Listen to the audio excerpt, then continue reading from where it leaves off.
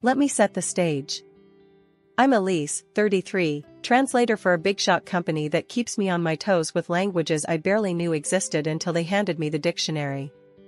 My life's not your typical fairy tale, it's more a series of plot twists. I married straight out of college, thinking I'd nailed life. But fast forward a few years, the marriage tanked, big surprise, right? But it gave me the best thing ever, my daughter Lily, a Spitfire at 8, who has more wit in her pinky than most do in their entire head.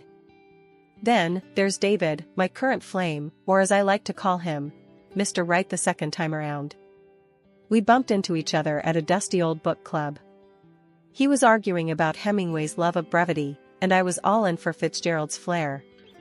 Sparks flew over worn pages and tepid coffee. That was the start of endless debates and coffee dates. A year down the road, David popped the question at the same dingy coffee shop, with a ring as understated as our meeting. "Elise, will you?" He had started, all nervous, which wasn't his usual confident self. "Make your coffee every morning? Only if you promise to pick up your socks," I quipped, before slipping in a serious, "Yes, I will." But, as luck would have it, not everyone was popping champagne and tossing confetti. Enter Mrs. Thompson, David's mother, a tough nut with a stare that could curdle milk. The first time I met her, she looked me up and down like I was a sofa she regretted buying. "So, you're the one David can't stop yapping about," she had said, her voice sharp as a knife. "Guilty as charged. And you must be the famous Mrs. Thompson. David says you make the best cherry pie in town." From that day on, every visit was a chess game. She'd check my moves, always ready to declare a checkmate. But David was a gem. He'd squeeze my hand under the table, his way of saying, "Ignore her, I'm right here." One day, lounging on our rickety deck while David flipped burgers on the grill, he brought it up. "Mom's a bit old school, Elise. She's all about family legacy and that jazz." "Yeah, and she's got it in her head that I'm done having kids. Thinks Lily's it and worries about the precious family line," I'd replied, the frustration bubbling up. David had put down the tongs, his face serious for once. I know. She's worried you won't want more kids. But whatever we decide, it's our business, not hers." Despite the gloom cast by David's mom, our wedding day was everything I'd hoped it would be, modest, but filled with joy. My daughter Lily was dolled up in a cute pink dress, practically floating around the venue, her laughter a melody that softened even the sternest hearts. Everyone we loved was there, smiling and cheering, except for one. Mrs. Thompson sat through the entire event with a face like she'd sucked on a lemon. She didn't even get up to congratulate us. Living with David, it felt like we'd hit the jackpot: warm, cozy evenings, and the constant buzz of a happy, albeit small, family. But as much as our home was filled with love, there was always an undercurrent of tension, thanks to one persistent storm cloud, Mrs. Thompson. One Saturday morning, while David was out running errands, Mrs. Thompson decided it was a good time to drop by unannounced. The doorbell rang just as Lily and I were in the middle of a heated Uno match. "Grams!" Lily shouted, dropping her cards and racing to the door. I followed more slowly, steeling myself. "Mrs. Thompson, what a surprise," I said, my voice polite but cool. She brushed past me without a greeting, her eyes sweeping the room like she was the health inspector and we were a restaurant on the brink of being shut down. "I was just in the neighborhood," she said, though we both knew she lived on the other side of town.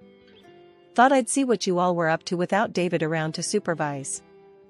As I headed to the kitchen, I heard her start in on Lily. "So, young lady, has your mother been keeping you busy, or are you just lazing around the house all day?" "We were playing Uno, and I was winning," Lily responded with a confidence I wished I could muster. "That's no real skill, is it? Why don't you read something more stimulating?" I returned with her tea, placing it on the coaster with a little more force than necessary. "Lily's top of her class, Mrs. Thompson. Uno's just for fun." Mrs. Thompson sipped her tea, making a face. "Well, as long as she's not falling behind. David tells me you're managing well enough, but I have to see it for myself." And making sure he's not burdened with more than he can handle is part of that. I sat down across from her, forcing a calm I didn't feel. David isn't burdened. He's thrilled. We all are. This is our family now. She stood up, smoothing her skirt. Well, I'll let David know my thoughts.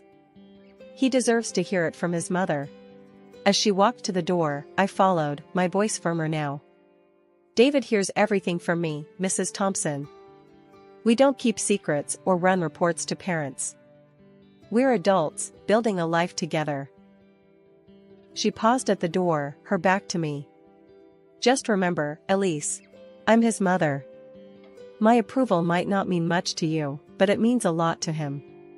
Trying to get along with Mrs. Thompson was like trying to smooth a crumpled paper. No matter how hard you try, the lines are always there. But for David's sake, I kept at it. One evening, I decided to host a dinner. Nothing fancy, just a casual thing to maybe melt some of that ice. I'm making your mom's favorite tonight, cherry pie. Think it'll win her over?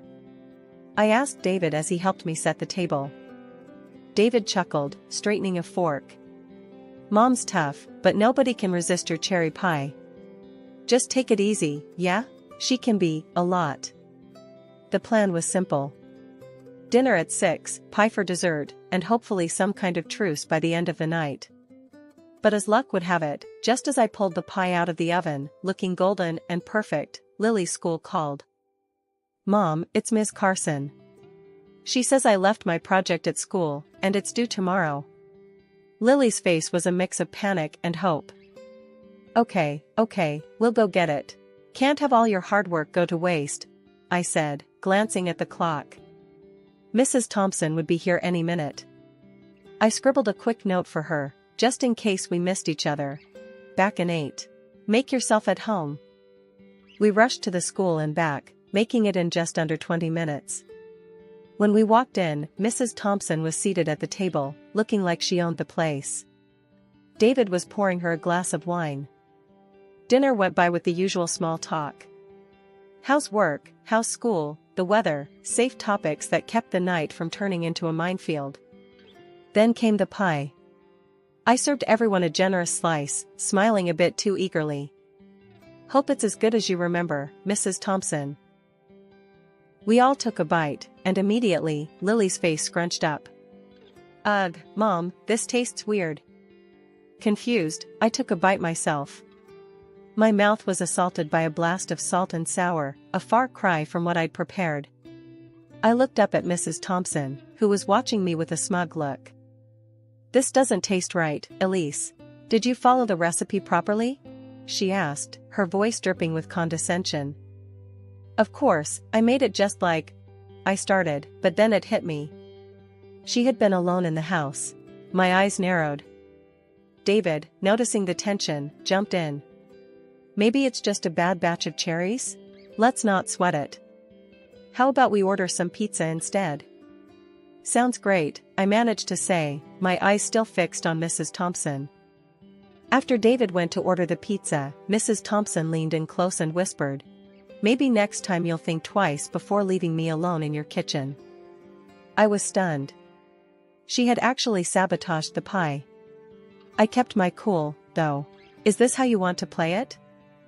Just making sure you know where you stand, she hissed back. The rest of the evening was a blur. Pizza came, we ate, and Mrs. Thompson left soon after, not a word about the pie. David seemed oblivious, happy even that we'd managed to salvage the night with takeout. Life after the pie incident felt like walking on eggshells, especially whenever Mrs. Thompson was around. But David, bless his heart, thought a change of scenery might do us some good. So, out of the blue, he comes home one evening, all smiles, waving a set of plane tickets like he's won the lottery. Guess what, Elise? We're going on vacation. And not just any vacation, India, he announced, practically bouncing on his heels. India? Seriously? I couldn't hide my surprise. India had been on my bucket list for as long as I could remember. But what about, your mom? David's face fell a bit, then he shrugged. Well, she's coming too. Thought it'd be good for all of us to spend some quality time together, bond a bit. I sighed, already dreading the drama, but not wanting to burst his bubble. Alright, if you think it's a good idea. When do we leave?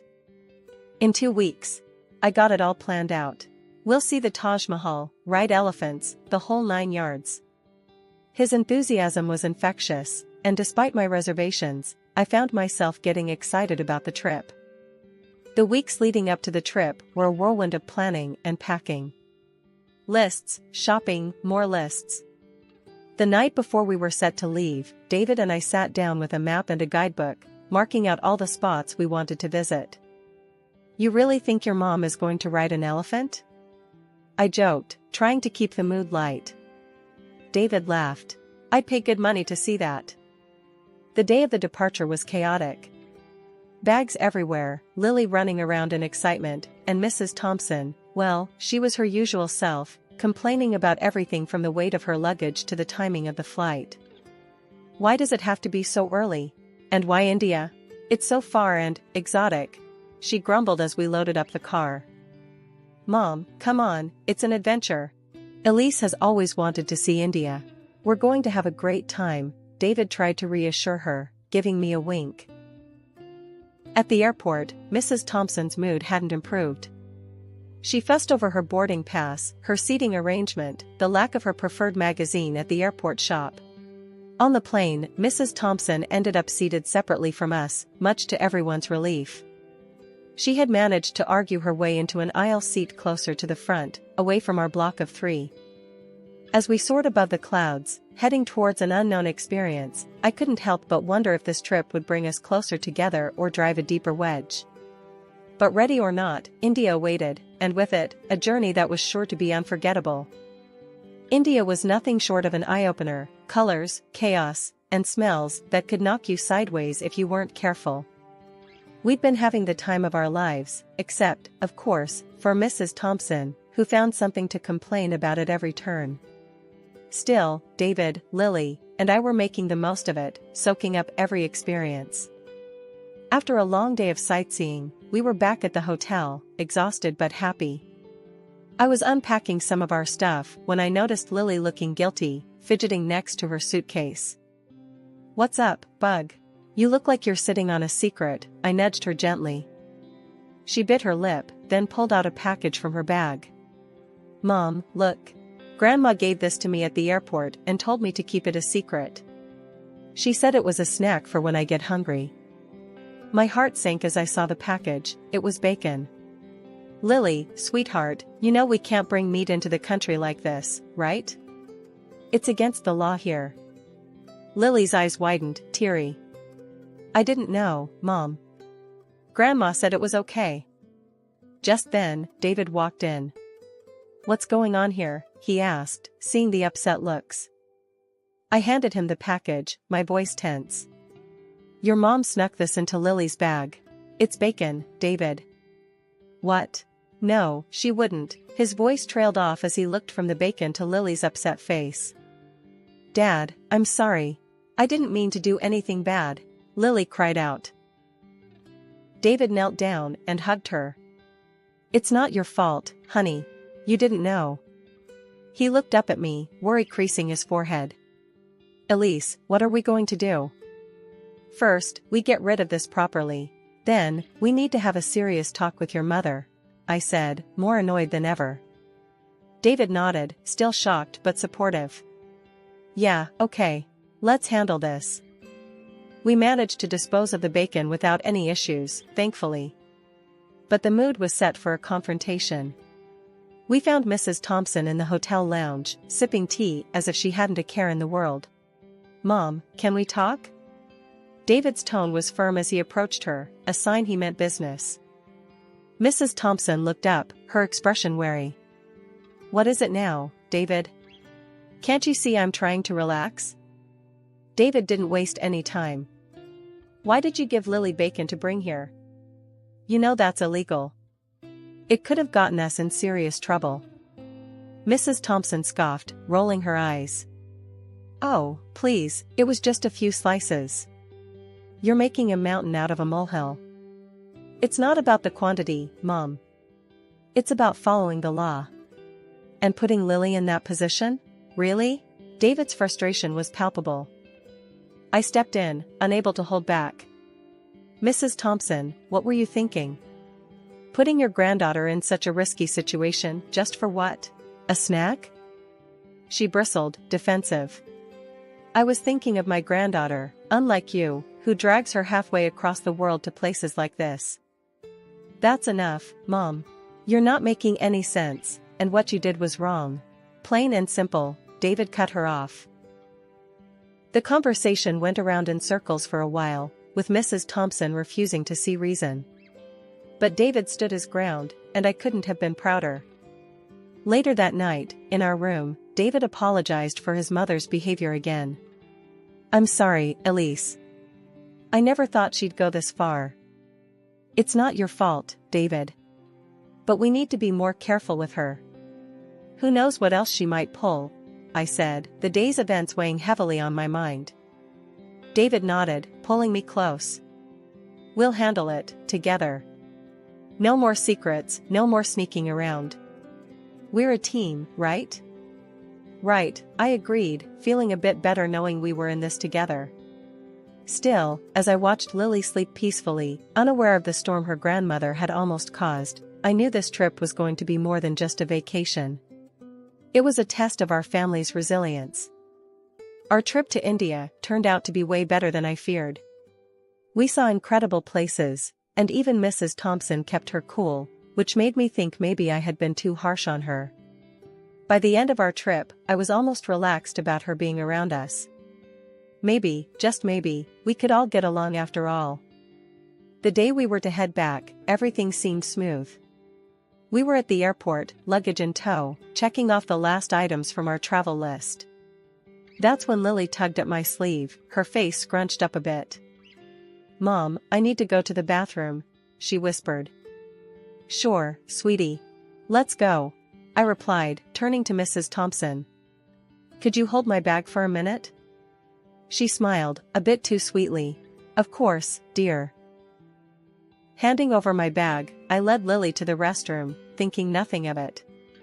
When we came back, Mrs. Thompson was standing there, a triumphant smirk playing on her lips as she handed back my bag.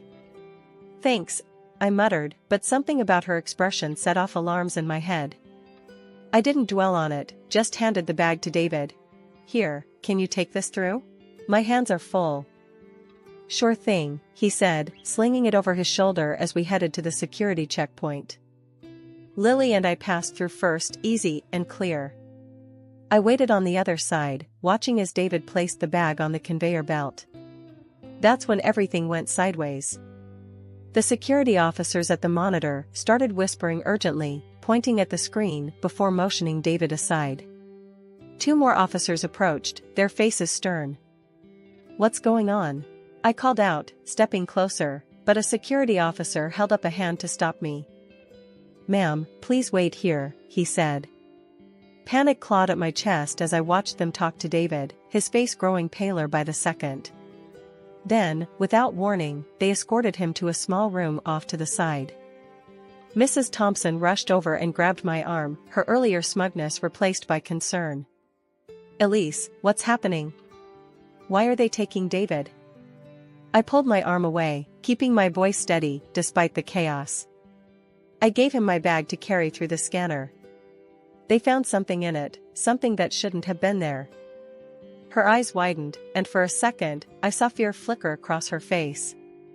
Without another word, she tried to follow the officers who took David, but the customs officials stopped her. That's when she lost it, her composure cracking like thin ice underfoot. It was me. I did it.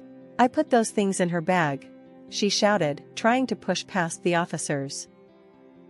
The officers, now alert to a deeper issue, brought her back to where I was standing.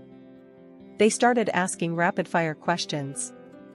It was then that Mrs. Thompson broke down completely, crying and shaking as she confessed.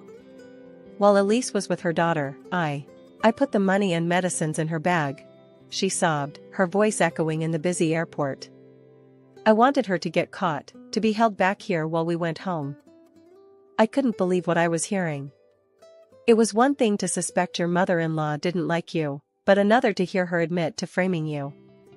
The customs officers took us all aside to sort through this mess. As we stood there, with officers buzzing around, taking notes, Mrs. Thompson turned to me, tears streaming down her face. "Elise, I'm so sorry. I thought if you were out of the picture, David would come back, that he'd realize his mistake. But I was wrong, so wrong. Please, can you forgive me?" I stared at her, feeling a mix of anger and pity. "You didn't just make a mistake. You almost ruined our lives." The officers had listened to everything, and after confirming the story with the surveillance footage, they decided to release David.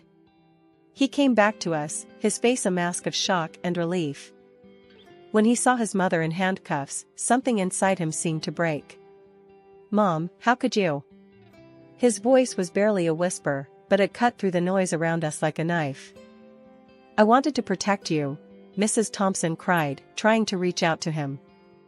The police took Mrs. Thompson away to process her for the crimes she admitted to, leaving us in a bubble of stunned silence. As we headed to the gate to catch our rescheduled flight, I leaned on David, the events of the day replaying in my mind.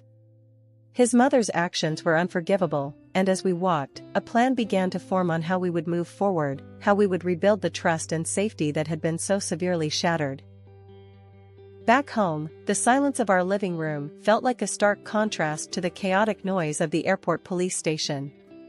David and I sat with cups of tea that had long gone cold, the events of the past few days settling around us like dust after a storm. David broke the silence first, his voice low and weary. "I can't believe she'd go that far, Elise.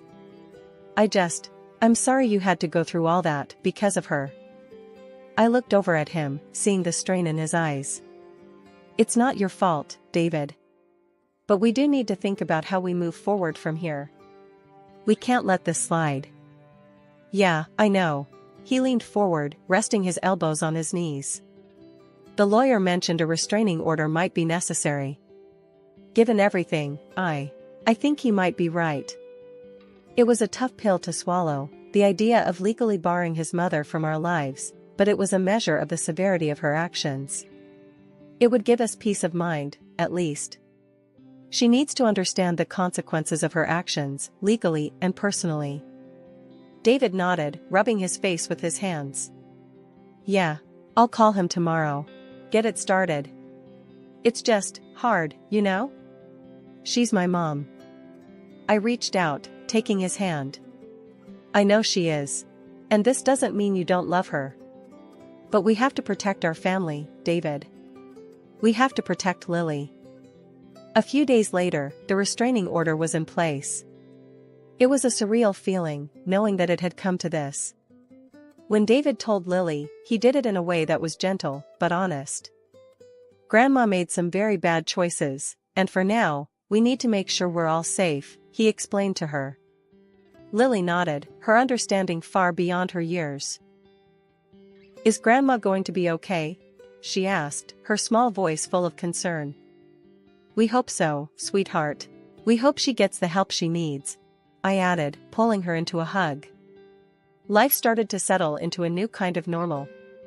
The days passed with fewer worries about unexpected disruptions, and slowly, the tension began to ease from our shoulders.